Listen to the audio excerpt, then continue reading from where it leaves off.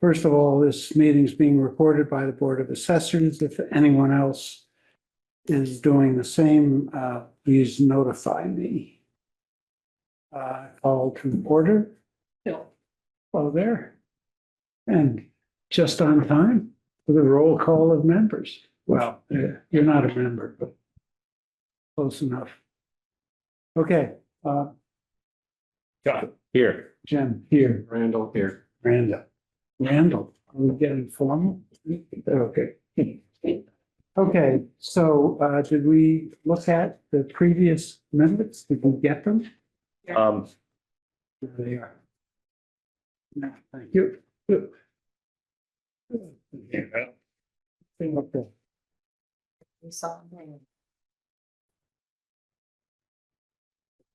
Okay.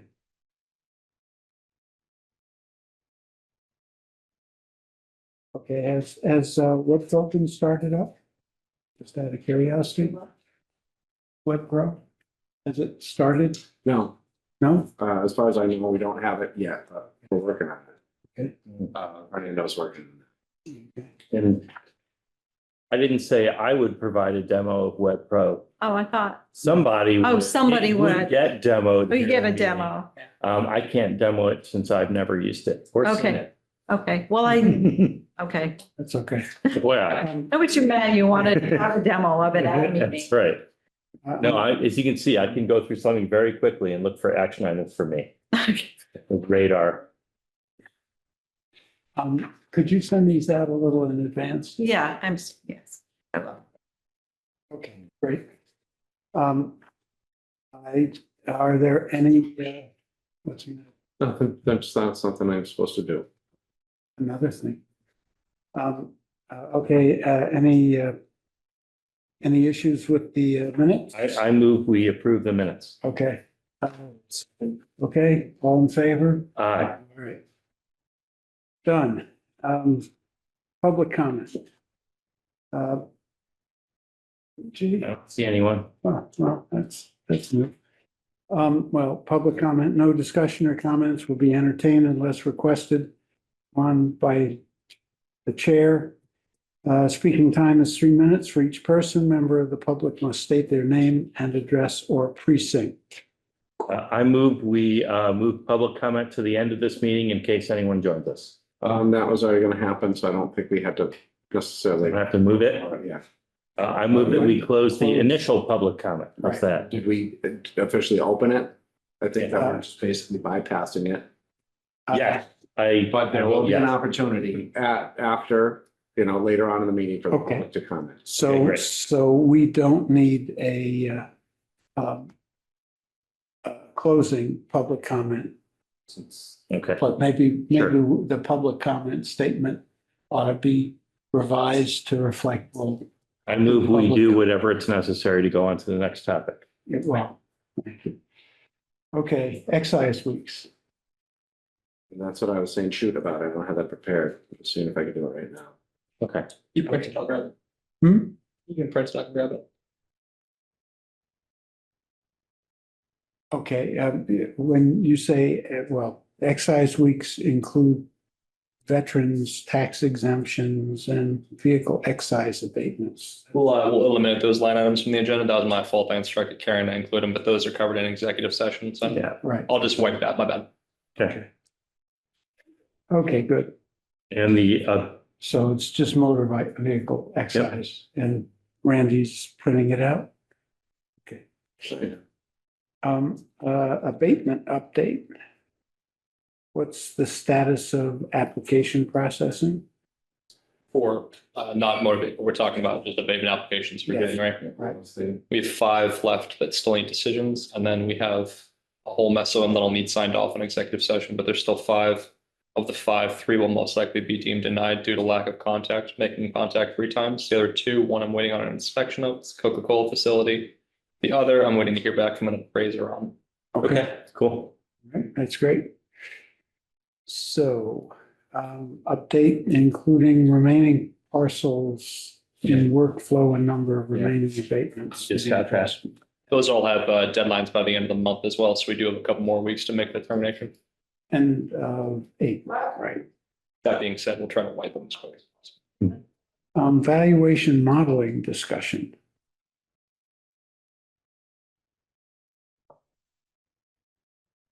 What, Let's quickly sort of look at the agenda. potential changes to Patriot interface and data tracing? Yeah, those will kind of wrap in. Let's do that with 5 audit findings because it kind of all wraps up together. Okay, I think I'll be repeating myself a lot. okay, that's good. Okay, so short-term rental classification, overview of the challenges and valuing them. Airbnb, Verbo. Yeah, Virginia had sent us an email this week, so I figured it'd be good to bring up with the board, because I think you guys have alluded to it before. She'd mentioned potentially picking up short-term rentals like Airbnbs, Verbos and the like. Yeah. Where we stand on that is the state's still looking to make a determination on it. So because these Airbnbs and Verbos and the like are all operating out of residential parcels, if they go to sell, they're not going to go to sell as Airbnbs. They're going to go to sell as 1 family, 2 family, what have you. So it does get into a little bit of trickiness in terms of how we can legally class it, but it's being worked on at the state level. So I let Virginia know that like, hey, I'm hearing what you're saying. We do know that there's value, but in terms of where we are right now and our directions from DLS, we can't move to like class them as like income properties, which is that's like class them as income properties and make them commercial. The state doesn't want us to do that yet, and we're still waiting on determination. So I emailed Paula King, the DLS rep. So I was like, hey, you got any update on that? Our mayor would like to know. Pretty much. And that was her direction, was just, hey, Wait, we're aware of it, stand by. okay. I think Jenny raised that with respect to taxes as well. So, What is it? Occupancy tax, I guess. yeah, the way it works is in motels, boarding homes and hotels, they report their occupancy to the state, and then the state charges them a tax. They then reimburse our municipality with a piece and the state keeps a piece. So there is a question of, but the problem is because again, they're residential parcels, so they're not on the program, like only commercial parcels are required to report that. Yep. So they're not actually on the state's radar to pick it up. So it could be an issue where, hey, we'll just pick it up on the occupancy tax, but again, there's still work. Yeah. Okay. Okay, that takes care of that. Want to talk about audit findings? Sure. Yeah, I'd taken a look. Thanks for the spreadsheet, Chuck. That was good legwork. It was, That's from over a year ago. cool. Good, we're getting to it. So I took a look, the report that Chuck had was just permit values to current valuations. Mhm. So I looked at stuff that was pulling these large permit costs, but we had it valued at a certain point. So I took a look to see, one, if we picked it up. I'm sorry, wasn't there a spreadsheet that stated what the permits were? Yeah. Yeah, this, the one that Adam's talking about is a product from like 3 spreadsheets deep. Because it's like that's what I was mentioning in my note to you, that this is like the product of several intermediate spreadsheets of which you have copies. Like remember, like permits 4, permits 3, Oh, right? Those, yeah. where I was looking for that and I couldn't find that Well, detail. I can share again, but just actually it might help to just briefly talk about this. So what I did back in the day, over a year ago, is I connected the flat file database of the permits with the flat file database of valuations, parcel valuations. And I did it using the parcel number, because there's a parcel ID in both flat files. When I did that, because there's multiple permits per parcel, I did it in a way that collapsed the permits by doing sums in this case.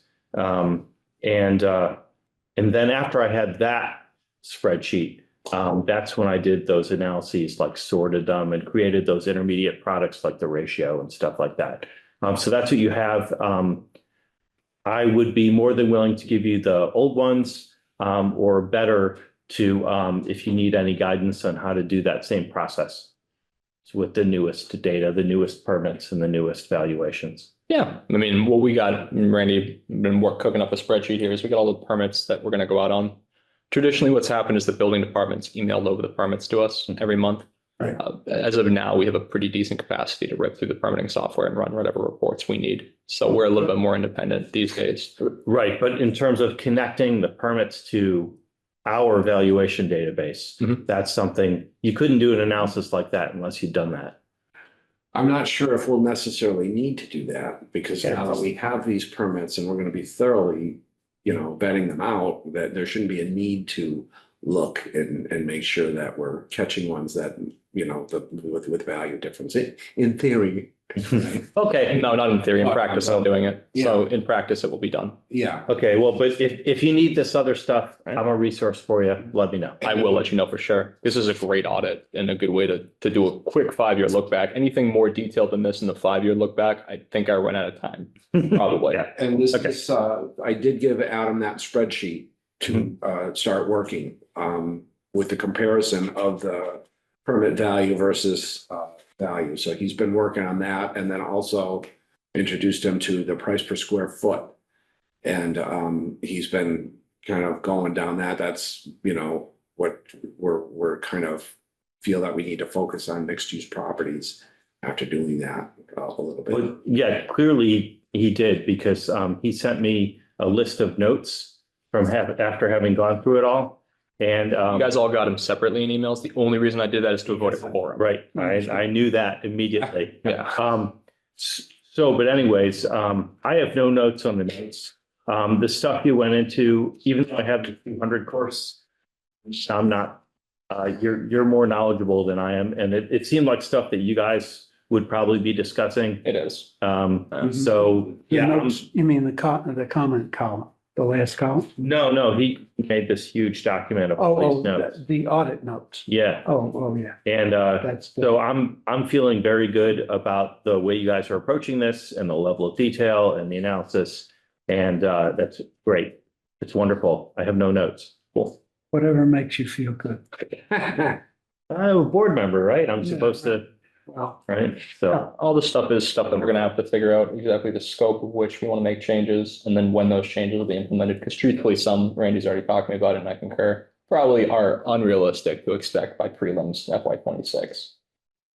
In terms of what we don't want There's a ton of stuff that we can identify that needs to be done. So we can only react to so much or have the capacity to handle so much of that, so. that's true for all of us in all things. Figure out what is the most effective use of our time. Yes. And initially, it's gonna be trying to, as well as work in the current permits, but also those two spreadsheets to look for outliers that, things that fell through the cracks. Yeah, I mean, every year, we're gonna start doing a year-end review. We're gonna review all 14,000 parcels. We're gonna start looking for outliers. We'll rip it through by land use and we'll start really because this was a good audit and kind of gave me a peek into it. But like actually, before we break out the land use codes and really do it, to that end, I'll probably get an Excel thing at home, like an Excel license. And I got plenty of time on the weekend to just spend my time ripping through building codes and just seeing like where they start. Because right now what we do, building codes or permits. building codes, and I should probably specify what I mean by that. When we have a property, let's say it's a warehouse, Mhm. we have a warehouse code. And that warehouse code has a starting price per square foot. That's a land use code. Not a land use or building code, sorry. So every building code, warehouse, gas station, Oh, retail, okay. and there's some like 150 some odd codes, right? They all have a starting square foot base I rate. got This it. is a Patriot table. Yep, and then conditions will add like a point, 1.15. It's all these Patriot tables. Yeah. Yeah. So my thing is, what I'm thinking is that we're probably low on the starting square footages. Mhm. And it's going to be taking a look at exactly, do we want to up the starting square footages or do we want to change the contributory percentage to things like good, average? And that's going to be statistical analysis to figure out exactly where that's going to lie. That'll be mostly weekend projects to my estimation, and I'm more than happy to take that on. Oh, Okay. That's lovely. but that's where we're at here. There's also, I just, in going through it and giving the too long didn't read, there's a couple that, we're going to have to go do recollects on. There's I found like 4 or 5. Yeah. This is very low, and a lot of it really did center around Main Street, Federal Street, and some of those areas. So what I'm proposing is doing, in addition to this recollect project, which anything that I highlighted in yellow, I want to go back out on. I think there's going to be a few streets, High Street, Federal Street, Main Street, that we're probably just going to have to go just take a look at all the parcels individually and be like, does this make sense? Oh, again, it's context, but After the complaints, Chapman, Wells. sure. If we start messing with these building codes, do these building codes and start upping the starting prices per square foot up in these valuations. A lot of this probably takes care of itself. The ones that we'll need to fix are the data issues where I don't believe the data is picked up correctly. Yeah, So, yeah. You're talking commercial here. When I mentioned Chapman and Wells, I was talking about the residential problems. gotcha. That's maybe a different topic. Which problems are you referring to? The residential ones? Yeah. You know, the things Stephanie and Ginny and Oh, everybody okay. have been saying about how these things are undervalued and, Okay, you know, they've been cut up into 12 apartments and. yeah, but we're not talking about, we're No. off permits now. Yeah, we're permits. Yeah, Right. But that, I mean, you Yeah. keep holding that permit. sorry, I'll put the permit sheet away. We're off permit. I'm easily confused. No worries. I'm jumping from topic to topic. anyway, yeah, that's what you said is what I understood from your notes and your email, and it's definitely much appreciated that you guys are doing that. Yeah. What was the color code on the, Oh, when it's in, so yellow is stuff I want to go back out on, green was stuff I just, that have been picked up or it's really a nothing burger. okay, So and the comments you generated? mostly from, yeah, that's all me. That's mostly just so when I review it, I know what I'm looking at in the field. I'll probably just print that out with the Okay, big batch. all right, that's great. Recollect projects.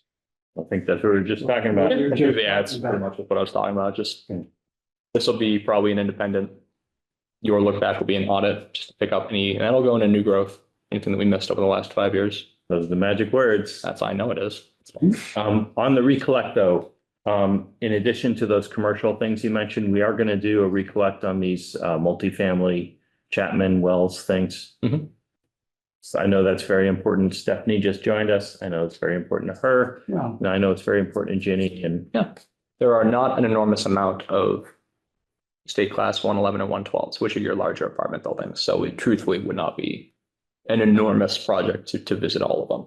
well, actually, I think the problem is that there may in fact be many buildings classified as single family homes on Chapman and Wells, which are actually have so many apartments in them that not only might they be like, you know, whatever 105s and whatnot, but they might be 111s because they have more than 4 cut into them. So, and that I don't know if this dovetails with some of what you're talking there, but using the income approach sometimes to value. Yeah, we don't currently use the income approach across the board for commercial properties. Now, with what I'm used to, it could be a difference in how it is in a town, a city like Boston versus out here. It could be something that's not applied universally. I know it's not applied at a lot of different places. I just prefer the income approach for commercial valuation in general. It's a little bit more of a nuanced approach to it. And it's a little bit easier with, if you want to take a cost per square foot approach, you only have 5 or 6 things that you can change. It's almost like a staircase. You up the condition, it goes up. With the income, it's more like a ramp. There's a rent scale and a cap rate. So you can kind of really get it more fine tuned into terms of what it I support what you're saying about that for commercial, but I think the real bang for the buck is going to be using an income approach on residential rental properties. it is used in my experience in 4 units and above. So the sales comparison approach would be used for 3 and below, and then anything larger than that, 4 units or above, capitalize the income. Now, that's not something we may flip to. We have to discuss whether it's in the scope of work, whether it's attainable within X amount of time, but I'd like to see you do the income approach on even 3 families. yeah. And then just to back up, even if it's getting a little small, truthfully. Well, I see what you're the thing is, saying. In this market where these homes are valued at, you know, $250,000 for a home on Chapman or something, or even 200K. And they're collecting, you know, rents of $1,500, $2,000 on multiple units. That's a wildly different valuation. Sure. The ATB will not hear an income approach to a 3-family, nor will it be collected at the state level or considered. So the state level will be used as sales comparison approach for 3 units and below. I do hear what you're saying. It's frustrating, I think, for a lot of people. Because that's what this is. It's been in the recorder every day. It's people talk about it every day. Is people complain about flippers buying these old houses, doing unpermitted or minimal work, and then getting vast amounts of rent. And people are very upset about that. If there's anything we can do from the assessing standpoint, sounds like there's not a whole lot we can do, but Yeah, it's as close to more permitting, just picking up stuff on permit visits, and then also just keeping your head on a swivel in the field. In terms of just not dialing in on a property you're going to, and I drive to the property, I pick it up, and I go home. You go on the street, all right, what's going on in the street? Well, at No least differences, no stuff if you can do the income on the 4 families, maybe that'll start helping. And Randy and I will discuss what we want to really implement going forward. So it's going to be a big project. It's not something we can like flip a switch Right. and then it goes over. So we'll keep you in the loop in terms of how much progress we've made and this statistical analysis We- back end. We know that the day-to-day, the motor vehicle abatements and there's so much day-to-day business. We know that all these things have to go on a list. So that's fine, as long as they're on your list. If we use the income approach, when we're using the income approach, we're looking at net incomes, We'll be looking at net operating income. So what we'll be Yeah, looking to right. do is basically income minus take a expense. chunk of whatever NOI is coming out. So every property that we have will have a rent schedule for that property. Yep. And then a site index showing how desirous the property is. And that'll affect the amount of income that we're saying that comes in. From there, they all have an expense ratio that's attached to it. And we use the same expense ratio typically across whatever class that we're using, just in terms of equity. We're not going to get into direct capitalization of every single thing. Yep. We'll use an expense percentage based off of whatever apartment class they're using, and then capitalize from there. So you basically just take a percentage of the net operating income and you use the same cap rate across the board, and it's going to spit out a value. So it's basically just as terms of equity, it's like, hey, what are you making? What's your expense percentage? We'll apply the same expense percentage, and you just use the cap rate to come up with it. The problem is commercial rents are down in the toilet. They're not high at all. Mhm. So we're not gonna, I don't expect doing the income approach on commercial properties is gonna really net us increases in valuation significantly. Maybe some would be great, and it's probably the right thing to do, but I'm not looking at that as like the potential, huge, treasure chest. It's figuring out how to get a piece of the rental income that these flippers have on these inexpensive homes. That's really where I think there's a big potential. But like you say, if the state won't support us doing an income approach on 3 families or duplexes, They'd scratch their heads. yeah, I mean, the best we can do is the 4 and above. But fortunately, to our benefit, because of the rents are so high, there's a huge incentive for people buying these homes to cut them into as many bits as possible. So there might be 4 families than we expect. And the thing is, I don't know how you'll be able to find them. I mean, unless they let you in there, maybe by mailboxes. Well, Electrical. one of the Maybe, indicators, but just take a look at the meters. Maybe. one of the indicators, the length of time between two sales of the same property. I mean, Would be an 'cause- indicator of, That they're being flipped, yeah, oh, maybe. But anyway, this is all kind of, as it says here, brainstorming. yeah, just talking about, hey, just our thoughts on kind of what we're doing, and just kind of keep me in the loop in terms of just what we're thinking about with making, because we're going to be, to my assumption, we're going to be taking on the valuation modeling program starting FY 26. So June 1st, we technically have a call on if we want to make any changes or not. So we're going to have an internal talk about what we do and don't want to do, what that entails in terms of making changes to our Canvas software, what that entails in terms of picking up, even if we decided to break out, right now we just track depreciation. That's the only condition. Say we broke it out into external versus internal. That's not something we currently track. So how do we even go about doing that? I have ideas, but it's a project that would probably involve a lot of driving around. Yeah, well, and in terms of changing software, I'm assuming you're only talking about calibrations, because I wouldn't expect Catalyst to change a single bit of software for us or anyone else. I mean, they can make changes to our interface, to our UI. So the way that they actually appear. So like things like They can or they will? they will and they can. Wow, okay, I'll be impressed if there's any changes made. Sure. when you start talking about external and internal, characteristics. Is that a change that is just in the UI? It would affect the model, but what I'm talking about is how the page physically appears to me right now. Yep. There is a drop-down menu that is depreciation, and that's your overall condition of the home.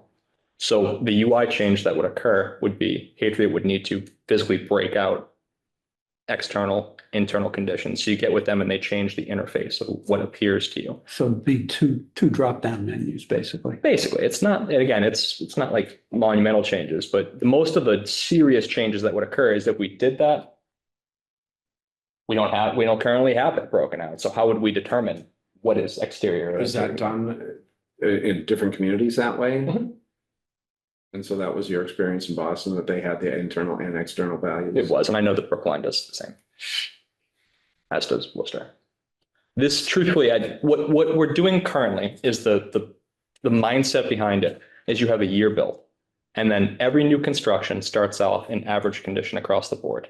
And then it's tethered to the depreciation. So average depreciation, it just depreciates at X amount per year according to average. Now, when there is a renovation made to the home, the room conditions or the depreciation itself is flipped to good, meaning that it's taking less of a depreciation chunk out every year.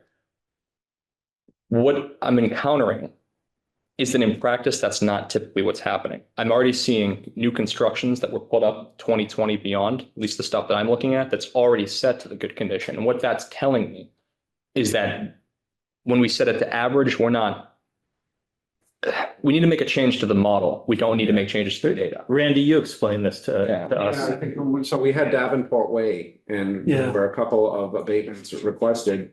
And then it was all over the place. Some were, higher Yeah. grade, but the depreciation was average, and some were a lesser grade, but the depreciation was good. And so we went through and kind of basically stabilized the neighborhood. Yeah. And decided what we were gonna do. And at the time, it satisfied the abatement applications that we had. But this is a point that has always confused me. Okay, we build a new house. Okay, no depreciation. What's the condition? Average condition? In this community, It yes. should start out as average. Should start. Average for the quality of build Okay, and the grade that you assigned. okay, and so then there's the depreciation, which is just strictly on years. And if you don't do anything, then you just follow the years. But now when you're doing upgrades, then you shift to, then basically you're deducting years off the depreciation. What it does, it puts them on a different depreciation schedule. Right, but which in effect says, oh, you were at 20 years, now you're at 5 or 15 or whatever it is. And how do you make that determination? So that comes out to an effective year build. And in Patriot, when you're putting on an addition, we do have the ability to say, okay, now this is at 1930, this is, 2024. And then you assign that into the different areas in the sketch, which is X amount of square feet. And then there's a calculation. It's like a sideways sum button that you activate in a couple of different spots, and then it determines an effective year build. So it's basically And so the it weighted alters that average. depreciation. Yeah, exactly. Okay, And so to a certain extent, we need to be able to do that on our own when it's a total renovation of the house. I mean, it's not just this unit or this section of it.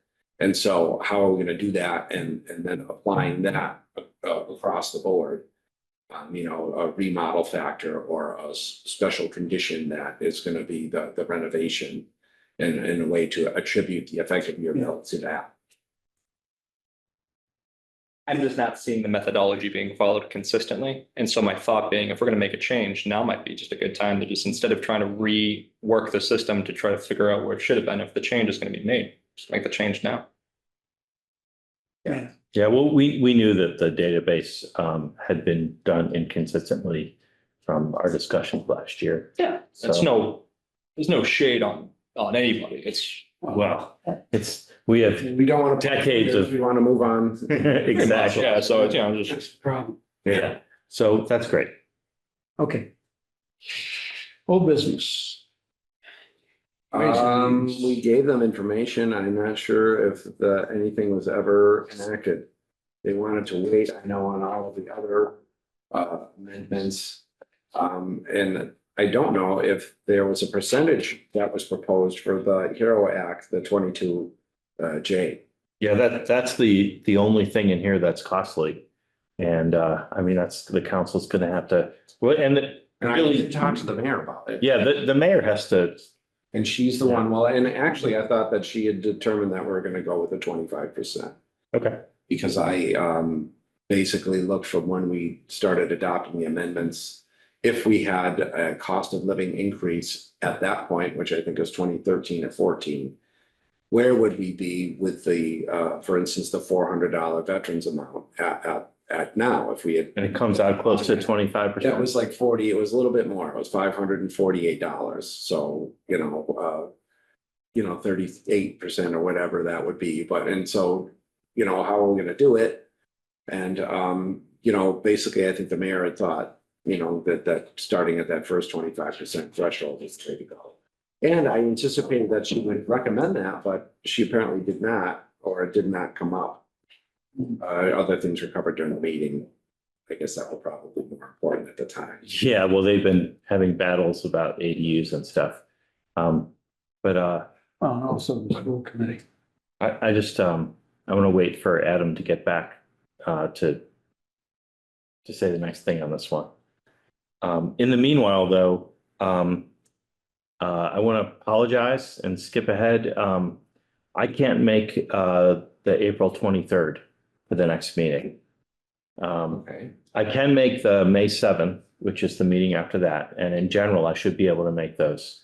But, I have some particular things happening at the end of April. I could make, Thursday, April 24th. Or if you guys think we can go a month between meetings. It really kind of depends on the abatements. Yeah. What we had to sign in, even if you weren't here, as long as we had a quorum. Oh, yeah, you guys could do it. Okay, Yeah. I'm good with that. Yeah, and I think the less jacking around of the schedule we do, the better off we are. Okay, I mean, that way we can just, it's the second Tuesday and the fourth Tuesday, for example. well, this generally, the schedule of the second and fourth Wednesday is, I Wednesday. think, wonderful. Okay, I just can't make this one on the 23rd, but I totally am comfortable with you guys doing that stuff. okay. Okay. All right. But I do want to, when Adam gets back, I do want Sure. to close on this individual exemptions stuff. Is there anything else? There's nothing else in our agenda, is there? This is a pretty light agenda, which We're becoming efficient and streamlined. it's either that or we're missing a lot of stuff.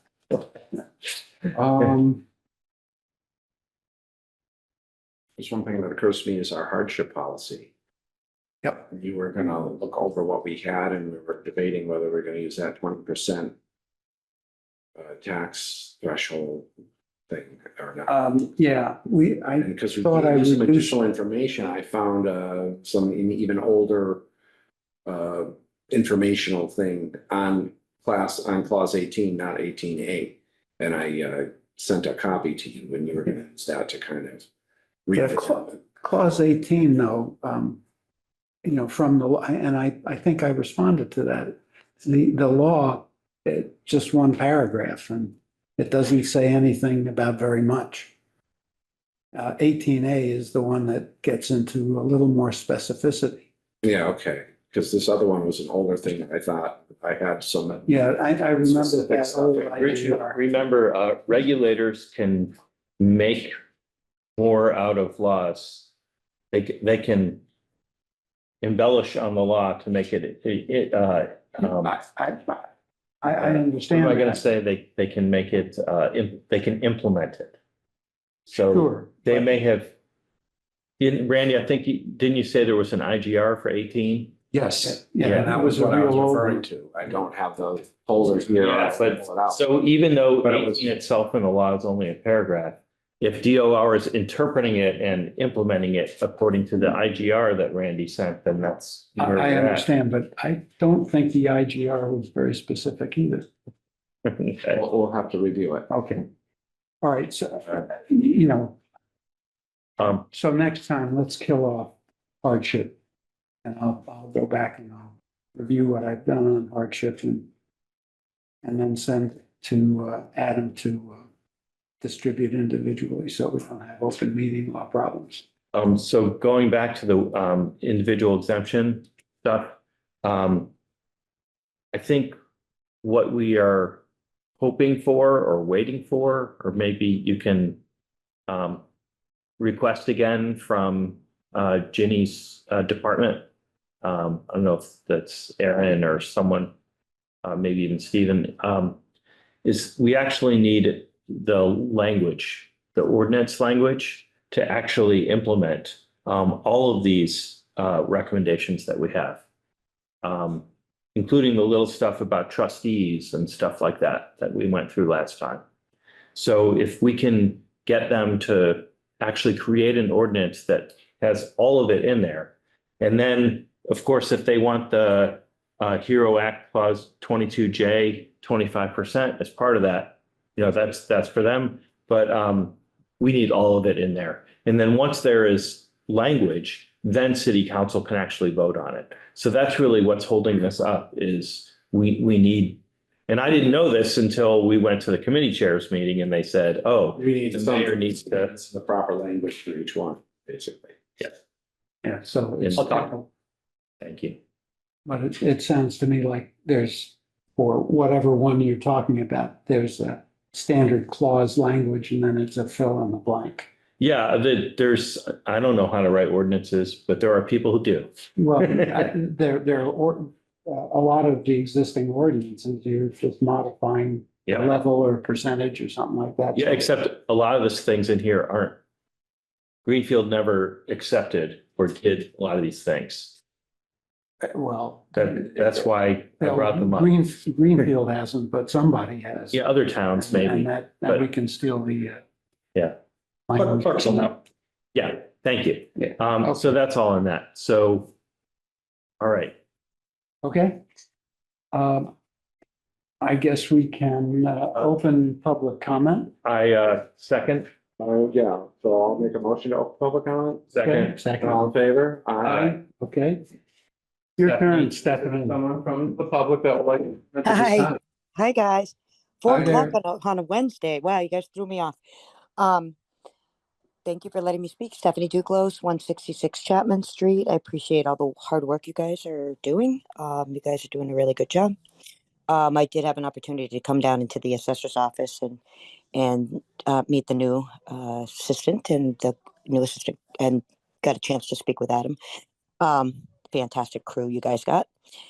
I also wanted to ask questions about approvals not required, and if an approval not required comes to a board, are we then made aware of the building permit, or are we aware of any new construction happening if it bypasses? Because I went on to this permitting site on the city. I don't know if it's been updated through the planning department, but I'm really curious as to how do we know things that just go up that don't follow any of the rules. And can thank you. I take this a little bit? Because I'm a little bit. You're a little more familiar with it. Yeah, just because of my political side. All the stuff you're talking about is not part of assessing. The only thing we get is if somebody pulls a permit, then we get the permit and then we can look at the property, or for some other reasons, we can look at properties and, see if they need to be revalued. But the things you're talking about, approval not required, that's in the process of getting the permits. It's really a planning board thing. It's a building, it's a building, process yeah. through the planning board, and whatever gets approved or A&R means approval not required, so that, if there's no wetland or no, spotted newt that might be violated by whatever you want to do. And it's just more of a double check with the town that, hey, there's nothing that we have to comment about, and whatever you're doing is fine, and there's no challenges as far as conservation or any other situation. But once And the so work goes as a forward, result of that, Yeah. they will sign off on the plan of whatever it is, a split Yeah. or a merge of property. And then the plan would become official. So, okay, it's the A&R process. And yeah, there was a plan that was signed off on by the planning board, but it doesn't mean I'm going to change it. I'm not going to change it until I have the official document. It becomes official by going to the registry of deeds and it's recorded. Yeah. And so then also, and especially if it's like a new construction or something that someone went to the planning board to get their approval not required process, completed. I would think that they would not try to fly under the radar as far as not getting a permit after that. Well, it doesn't, the whole reason they go there is to get the permit. Well, yeah, to get, yeah, exactly, to see if there's anything special. It has to be a special permit for whatever reason or exactly, so. Even if an approval is not required. They still have to get the permit. Yeah. Yeah, they'll still get the permit, and because they're coming to the town and talking about it, it's less likely that they're gonna try and do it on their own. If they're gonna do that, they wouldn't go through the A&R process. They just kind of do it under the radar and not say anything. So again, the point of all this, Stephanie, is that as far as assessing goes, we get permits. And if there are changes to properties, as you mentioned, property lines, we'll get that from the tax map that Eric puts together. But And that comes from the plans. So those plans go to the registry of deeds. And it's on a calendar year thing. Our assessment date is January 1st. So anything that happened from January 1st of 2024 to December 31st of 2024 was recently completed and made so. We made it so in our CAMA system in Patriot. So whatever split and merge took place, January 1st was our assessment date for that fiscal year. And since it wasn't there, we're waiting till the next fiscal year, which it will actually take place in, and then the results of it will be seen. she's not really asking about changes to property lines or properties. What she's asking about is people adding ADUs or people making other changes, adding apartments, stuff like that. And yes, some of those things require planning board approvals, special permits. Some of them are regular permits, approval not required. But All of those them things as a require bucket permits. have nothing to do with us. It's just whenever a permit is actually issued at the end of all those processes, that's Right. when, and then that's what Adam was talking about earlier about now we can look at all the permits. We're getting them monthly. We're looking at all and we can see if there have been changes to the properties that change their valuations.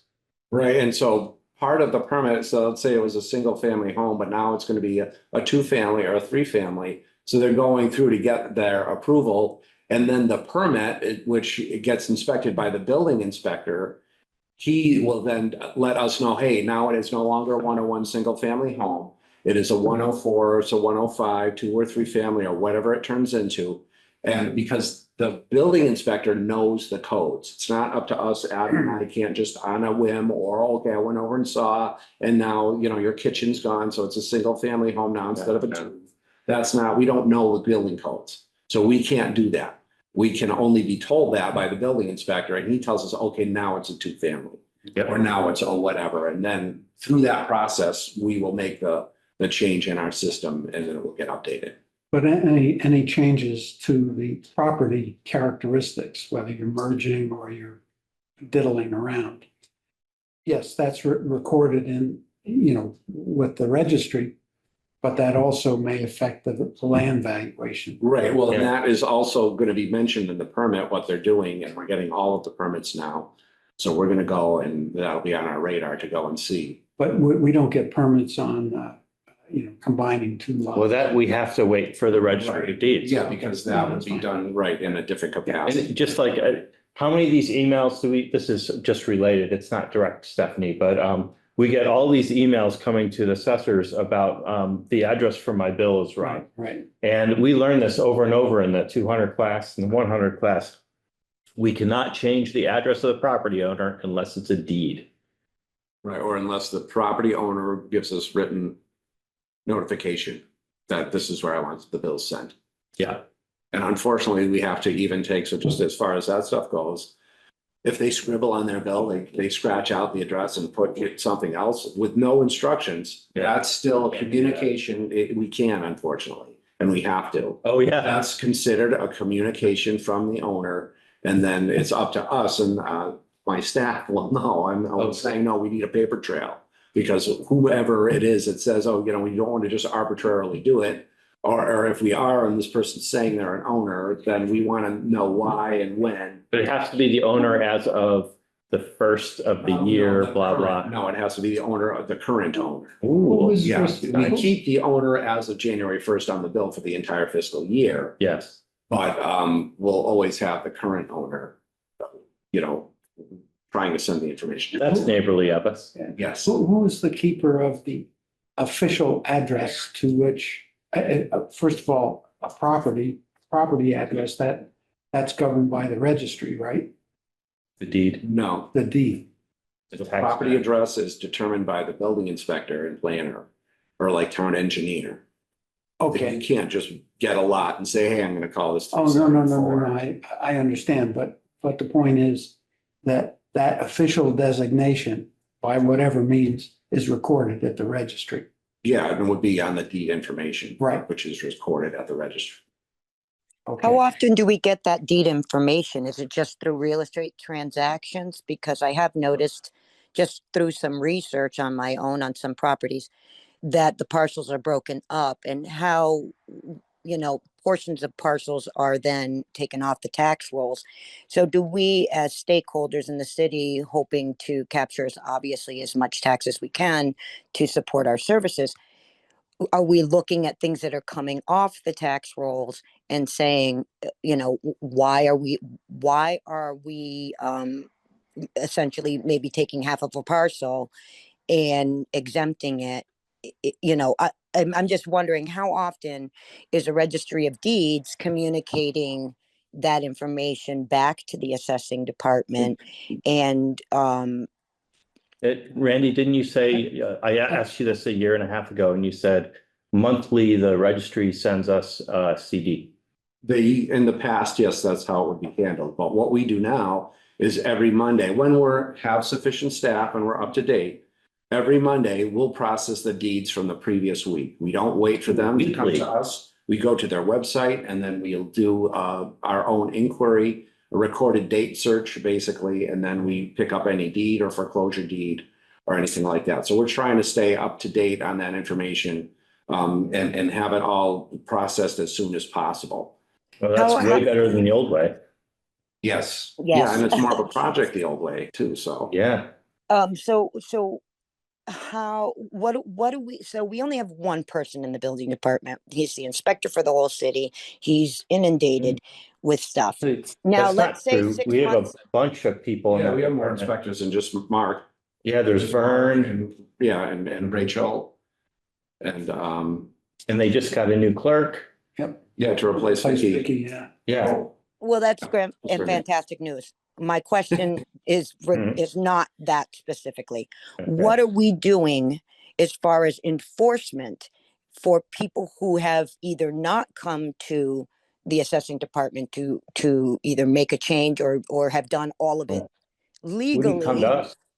Like It comes if to Stephanie, people who want to make a change have to go to the building department, and the building department enforces building codes. We have nothing to do with that. Yeah, we're at the back end of that process.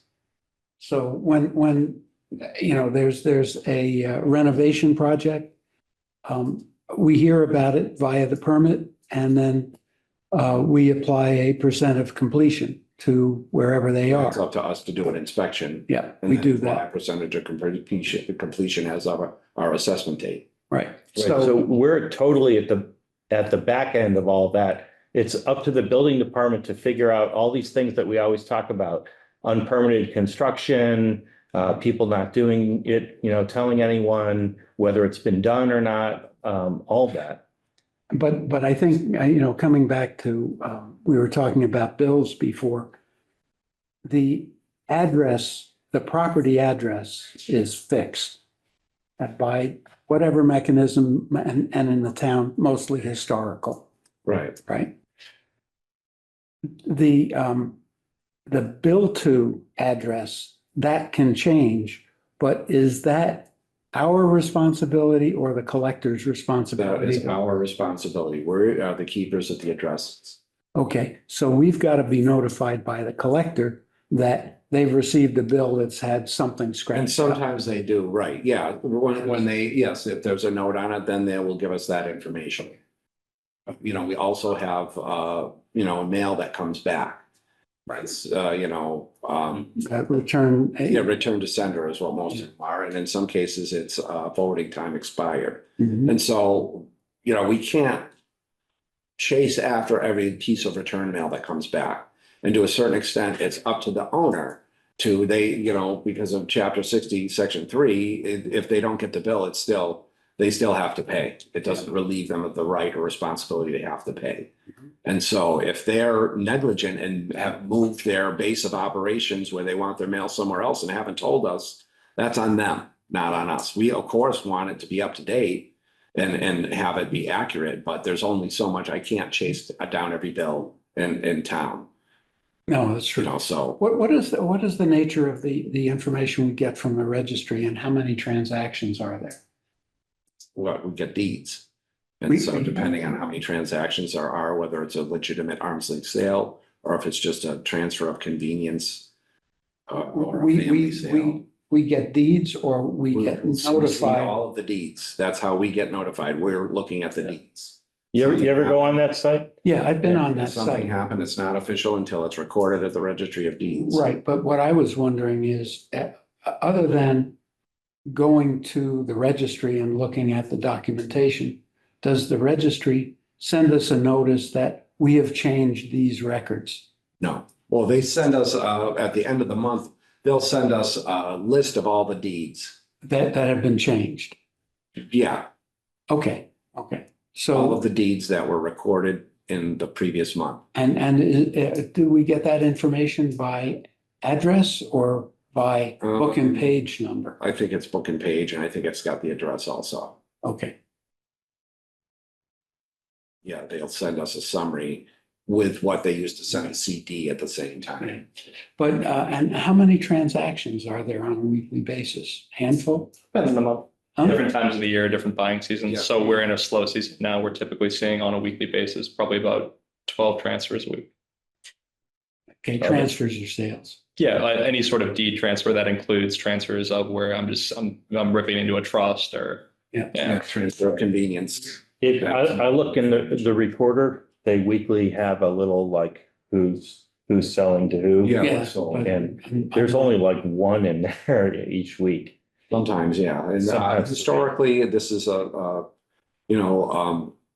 less active time of year. Sure. So when I was in a different community and they were talking about the whole ADU thing or the Airbnb situation, and there was a realtor that came in from Pittsfield, and this was in Lenox, and he's like, the sales are way down in Lenox, at this time of year and blah, blah, blah. And it's like, really, who is this guy? And one of my board members said, hey, he came in and he said, is that true? And really, I did analysis on 5 years worth of sales, and then the majority happens in the last 6 months of the year. And yeah, it's just historical that at this time of year, nobody wants to buy in December, January, and move everything, February when it's winter and snow and that type of thing. Yeah. So everything will slow down at this time of year and will pick up as the weather picks up. Okay, The nicer seasons come in. Just two more things. So I wanted to, are we going to look at the valuations and the use codes for the industrial area over by Adams Road?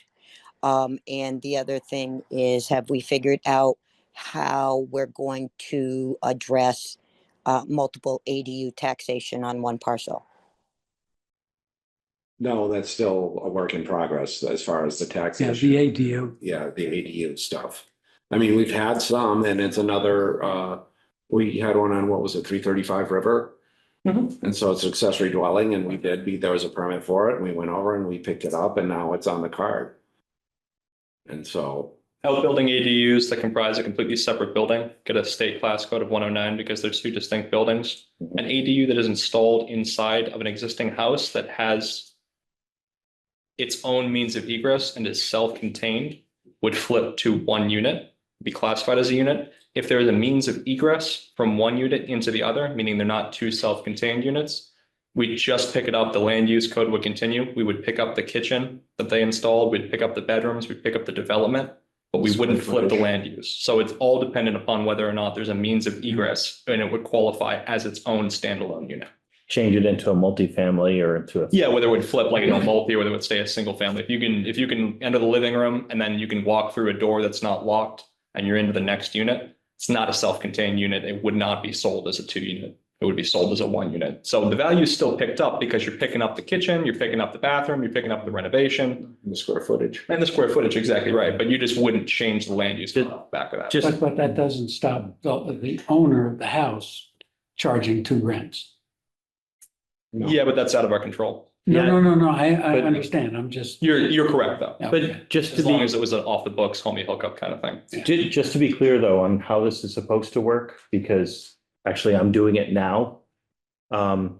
It's when the building permit. So I'm getting a special building permit that actually changes the house from a 1-family to a 2-family. Mhm. And the Which second requires unit, a separate. that's right, it has to have the egress and also have special fire stuff. And the kitchen has to have certain components. There's a bunch of stuff in order to get that permit. Mhm. And so that's That's what I was talking about, the codes that the building inspector knows about that we don't. right. They're the one that determined that, and that's. It does appear in the permitting report, though. Like if I were to pull yours, it would appear as literally, it would mention it in the type of permit, into what type of permit is it, single family, 2-family, what have you. Yeah. So, yeah, Stephanie, honestly, the building department is kind of the mother lode for a lot of this. There is definitely roles that we have to play and to play. And we've been, as you know, working on that for a while. But a lot of the questions you're asking really, it starts at the building department. And it works more efficiently if we're communicating with the building department and working in tandem with them. Yeah. And that's what those new growth meetings did a lot to get everyone on the same page of, oh, this is what you're doing, oh, this is what I do, and that type of thing. So I think that was a good effort and brought to the attention that, there's a larger process and the role that everyone plays in it. But value-wise, the bottom line is do we have sufficient staff in this department, the assessors department, to go out and do the inspection and capture the value properly? And we're making progress on that. Yeah, But we could do more. We could get more staff. yeah, because, well, we mentioned, I don't know, Stephanie, if you were here when we mentioned that we had a couple different approaches that we're using to look at properties, and I'm sure that you've heard about it before. Chuck worked on the permits. He had permits from 5 years, and we did a comparison between the value of the permits versus the value of the home. And where it's like, okay, well, there are $2 million of permits, but this is a $350,000 value still on here. So we're using that strategy to discover properties that are not properly valued or properly assessed. And then our other approach was for square footage. We have another spreadsheet where we're looking at things as price per square foot and starting at the very low and reviewing those to see what is low that is not correct, that needs to be looked at and corrected. So I think that happened before you got here. And if not, I'm just saying it again, just, these are the different things that we're trying to do to stay on top of and catch things that we might not have gotten in the past. A separate but related topic, boarding houses. Single occupancy room, multiple single, how do we handle It's got that? its own class code. Yeah. It does. Yeah, congregate housing. Okay. Yeah. Thank you. Do we When I have think of many of con- those? Congregate have housing. any? I Yeah. think we got 2 or 3. Yeah, very few. Yeah, so not very many now. Okay. Yes, very few, Ryan. Okay, He said it so loud you heard him in the background. well, he's always in the background. All right. All right, Not okay. always. Okay, Did we address all the things you were asking about, Stephanie? are we all set with you? Yeah, I'm just, my only concern is because it's not like the building, the inspections department has its own meeting. So I bring up issues Hmm. that I think Hmm. could be necessarily tied to assessments and valuations and maybe capturing new growth. So, although it sounds like it's a repetitive conversation, it's something that I want to keep on the radar because there is no meetings that happen at that level where I can address those concerns with the building inspector, and have been told in the past that there are specific things that they aren't enforcing. However, that does affect valuations of other people's properties if they are not enforcing the building codes for that. Mhm. I have very specific personal ones that I could, Mhm. enlighten you with, but I know that it's getting late and y'all wanna Yeah. kind of close the doors to go home. So Well, I'll address actually, it at a different time. We want to close the door so we can go into executive session. Yeah, we have a bunch of stuff to do Yep. there. Yep. Okay. So is that all, Steph? Are we all set with you?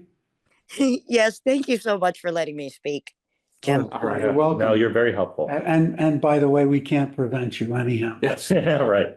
So I'll make a motion to close public comment. Okay? All in favor? Okay, All right. Make a Okay. motion to go into executive session. exactly. Have a good afternoon. Thank you. Okay, and Okay. I'll second. Stephanie, Okay. second. You too. All in favor? Ryan. Bye. Aye. Aye for executive session. Oh, yes, aye. Aye. Aye, okay. Okay.